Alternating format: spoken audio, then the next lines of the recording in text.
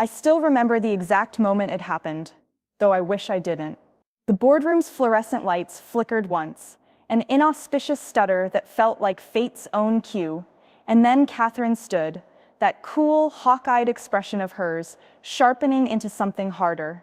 Around me, my team sat, 20 faces I'd seen every day for the last 3 years, eyes widening as if they were watching a slow-motion car crash, powerless to stop it. In that silent beat, I realized they'd never seen this coming. Neither had I. "David," she said, voice even, clipped. The syllable landed like a rock in my gut. "I'm afraid the board and I have decided to terminate your employment, effective immediately." I blinked. My mouth opened, then closed. The words stuck in my throat. "Wait, what?" I managed at last, though my voice sounded strangely small, strangled. My hands, still resting on the polished mahogany table, felt disconnected, like they belonged to someone else. Catherine's gaze flicked to the faces surrounding us. "I know this will be a shock, but we'll have HR walk you through the next steps. Thank you for your contributions." She didn't even say goodbye, just that flat thank you delivered, with all the warmth of a handshake across a guillotine. The room spun. My team members exchanged glances, some shocked, some confused, a few glancing at their phones, as if for confirmation that reality hadn't glitched. I saw Lisa, my marketing director, bite her lip.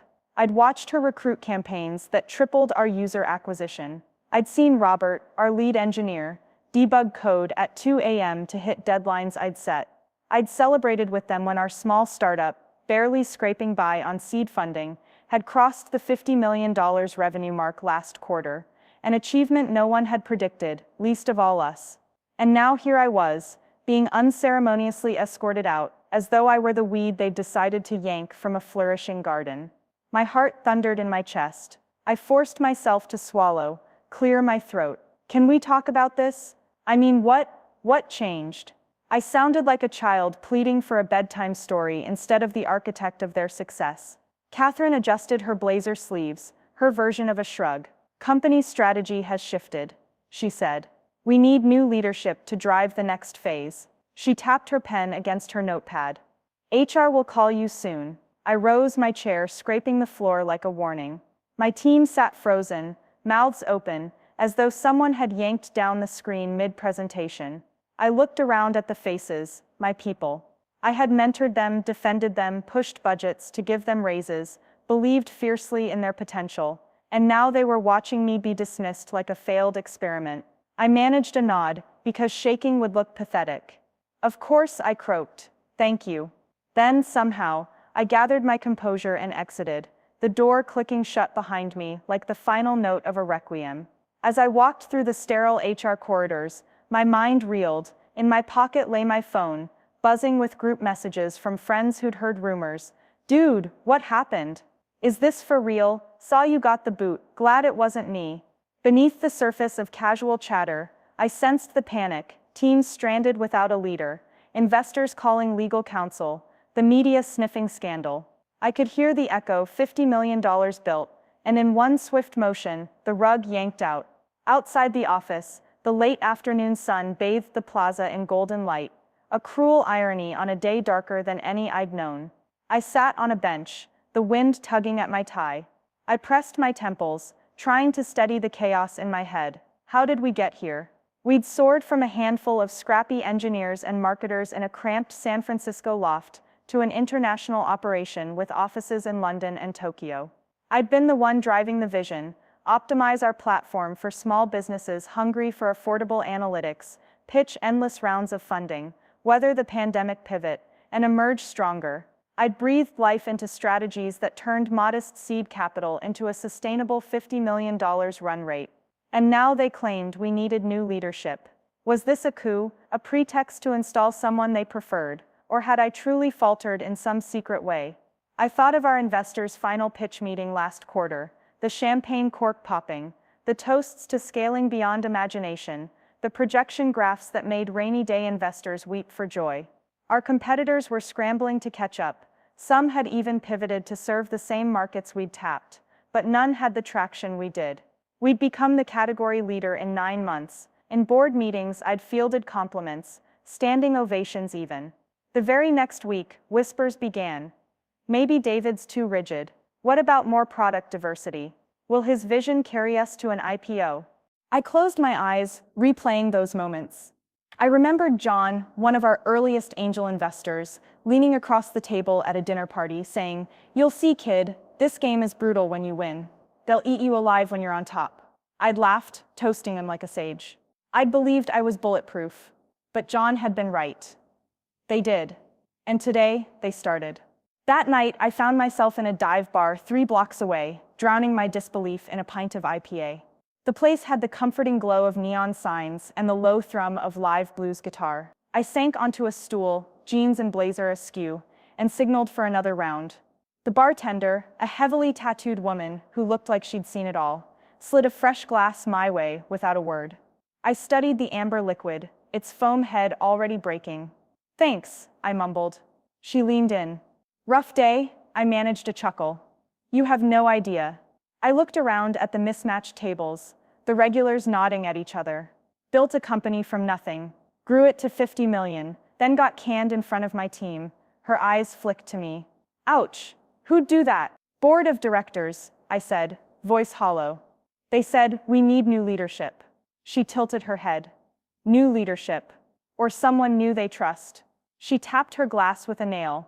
"People in charge always want someone they can bend easier." I swallowed hard. I gave them everything. My evenings, weekends, my blood, hell. I even skipped my sister's wedding to finalize our Series B. My fingers knotted around the glass. And now they say I'm too rigid, too top-down. She nodded sympathetically. "Corporate life's like quicksand. The harder you fight, the faster you sink." I stared at her. "Is that why they did it? Because I fought too hard?" She shrugged. "Could be. Or because you stopped dancing to their tune." She patted my shoulder. "On the bright side, your fight muscles are strong. You'll land on your feet." I found myself smiling, however faintly. She raised an eyebrow. "Thanks," I said. "I think." She winked and pivoted to a customer at the end of the bar. I exhaled, tracing condensation on the glass. Despite myself, I felt a spark of defiance.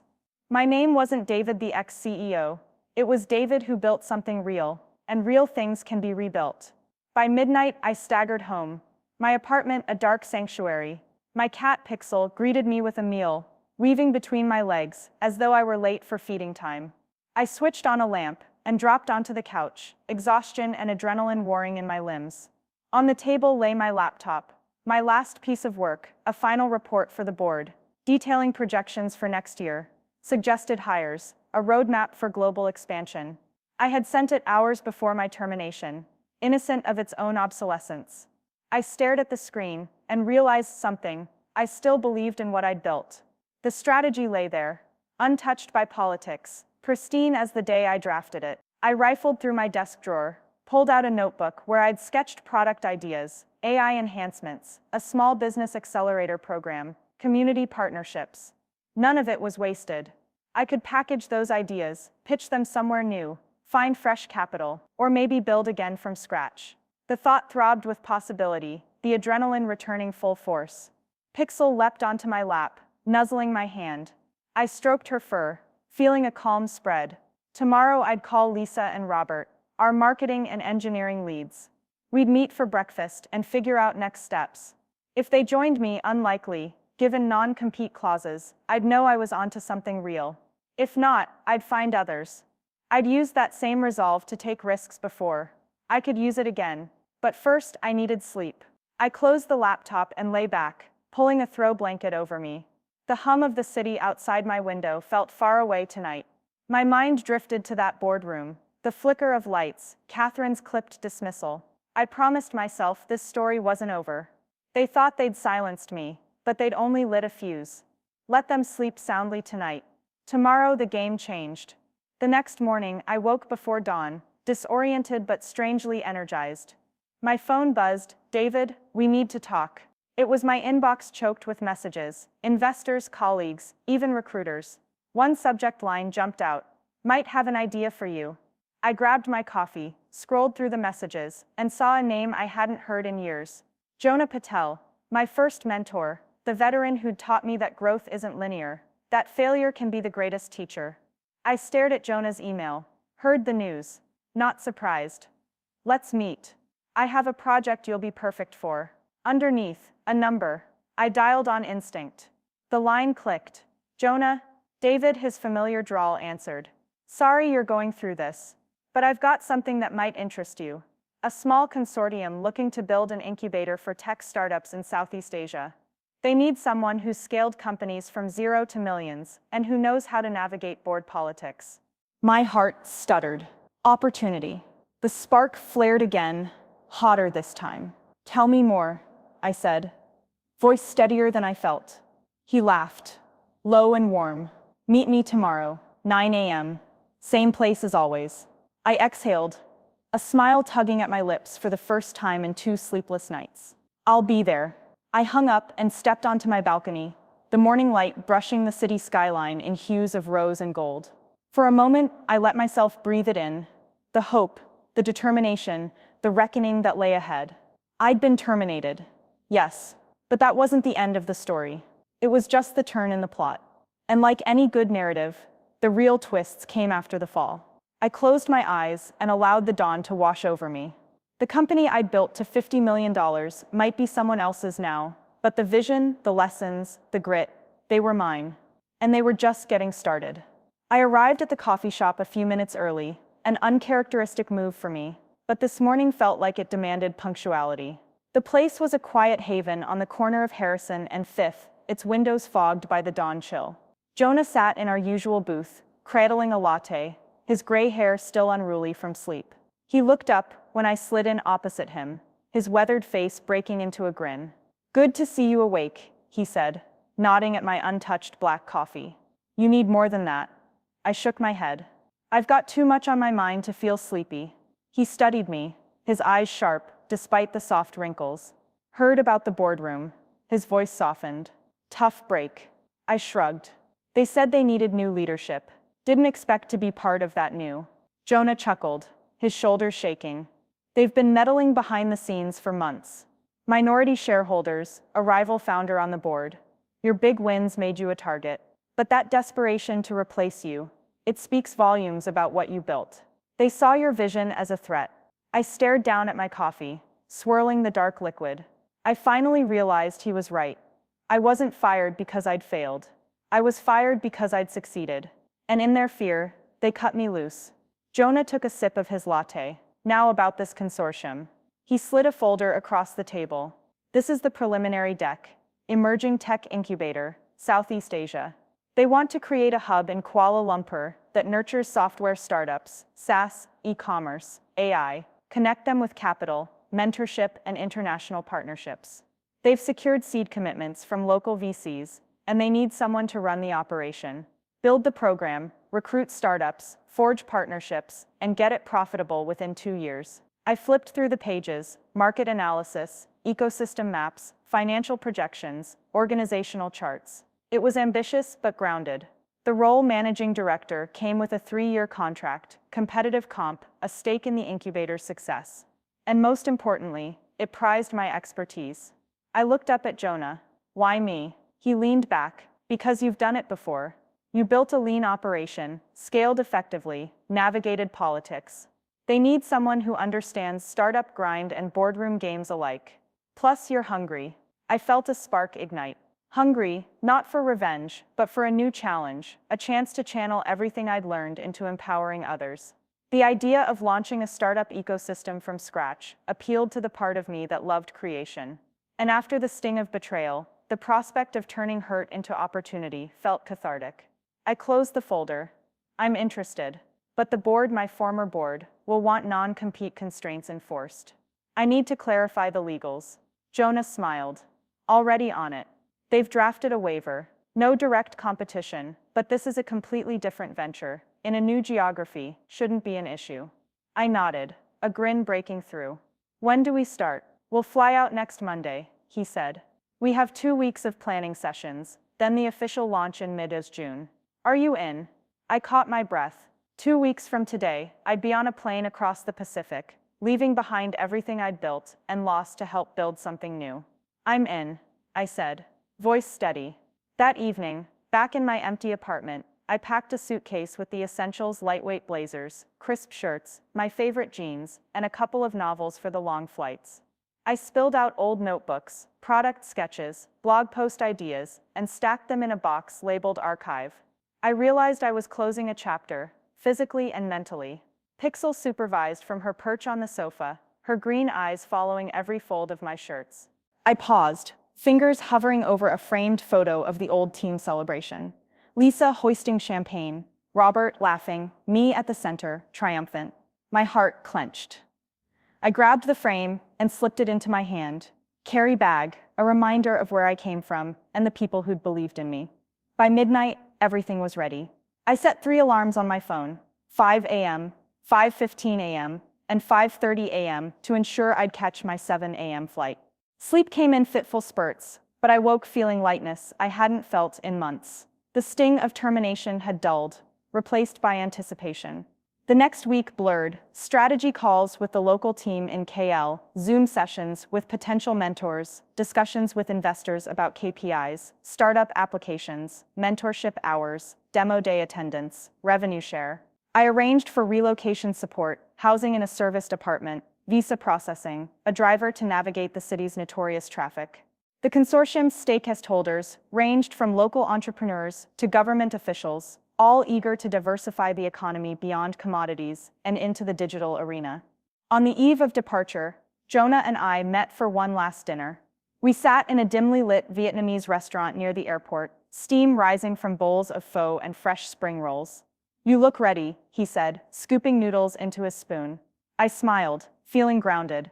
I've never had more clarity. This is the reset button. He raised his chopsticks. Then here's to new beginnings. We clinked bowls and ate, sharing stories of past failures, improbable wins, and the absurd twists of startup life. As we left, Jonah clasped my shoulder. "Remember, your past gives you credibility, but your passion will build the future." I boarded the flight before dawn, watching San Francisco's lights fade below. As Asia's coastline emerged, I wrote in my notebook: first listen, meet local founders, learn their challenges, then build the infrastructure they need. The journey felt colossal and exhilarating. Touchdown in Kuala Lumpur greeted me with humidity and the buzz of motorbikes weaving through traffic. A driver held a sign with my name, and I slipped into the air-conditioned car, excitement surging through me as the Petronas Towers glinted in the distance. Over the next days, I toured co-working spaces, met with tech association heads, and spoke with founders already making waves: an AI startup reducing hospital wait times, an agri-tech platform connecting farmers to buyers, a fintech app onboarding unbanked rural populations. Their stories were raw, urgent, and brimming with possibility. Each conversation reinforced a truth: innovation thrives on local insight, and this incubator could be the catalyst they needed. I worked late into the night, drafting program outlines, a 3-month cohort with curriculum on product market fit, fundraising workshops, one-on-one mentoring, weekly pitch reviews, culminating in a demo day for potential investors. I negotiated commitments from successful entrepreneurs in Singapore, Tokyo, and Silicon Valley to serve as mentors. I aligned with government grants to subsidize costs for underrepresented founders. The energy was intoxicating. Every hour spent felt purposeful. 2 weeks later, on the opening day, a crowd gathered in the refurbished warehouse we'd transformed into Ignition Hub. 20 selected startups, local media, government delegates, and investors packed the space. I stepped onto the raised platform, heart racing with the same fervor I'd felt when launching my first product. I welcomed everyone, introducing our vision to empower Southeast Asia's digital economy, to bridge gaps in funding and expertise, to create a community where ideas could thrive. When I finished, the applause echoed off the high ceilings, and I felt a surge of pride I hadn't realized I'd missed. Later, as small groups clustered around food stations, I circled the room, reconnecting with Jonah, his eyes bright with approval, and meeting founders whose eyes lit up when we discussed their roadmaps. I spoke with Lily, co-founder of a logistics startup, about her plans to expand into Indonesia. I huddled with Arjun, whose edtech platform reminded me of the first product I'd pitched. Each conversation deepened my commitment to this mission. When the evening wound down, I found a quiet corner and texted Lisa and Robert back home. We did it. Launch day was a success. Thank you for believing in me. Their replies came minutes later. So proud. Can't wait to hear more. I leaned back in my chair, exhaustion bleeding into elation. Weeks turned into months. I watched cohort applications double our projections, saw founder networks form organically, and witnessed the first fundraising rounds close for 3 portfolio startups. My team expanded: program managers, marketing leads, legal counsel, community coordinators. We navigated challenges, cultural differences in pitching styles, visa hiccups for international mentors, technical setbacks in prototype labs, but each obstacle reinforced our resilience and adaptability. Throughout it all, the memory of that termination faded from a wound into a lesson. I realized success isn't about permanence, it's about adaptability, vision, and the courage to start anew. My former company continued under its new leadership, its products still in market, revenues ticking upwards as we projected. I watched from afar, proud once, then indifferent. I no longer needed validation from that corner office. One evening, Jonah and I stood on the Ignition Hub rooftop terrace, the Kuala Lumpur skyline aglow. The Petronas towers shimmered like beacons. "You've done well," he said, handing me 2 mugs of Ted Tariq. "Look how far you've come." I lifted my mug and sipped. The sweet, frothy tea tasted like home. "I feel like I'm exactly where I'm supposed to be." He nodded, eyes tracing the horizon. "You transformed a setback into a launch pad for yourself and for countless founders. That's the true measure of success." We watched the city lights pulse, the hum of opportunity drifting up from the streets. In that moment, I understood that growing a company to $50 million was never the finish line. It was the training ground. The real victory lay in how I responded when everything was taken away. And as the night settled, I knew my story, like those of the startups I mentored, was just beginning its next act, propelled by the grit born in the boardroom, where they'd once said I was no longer needed.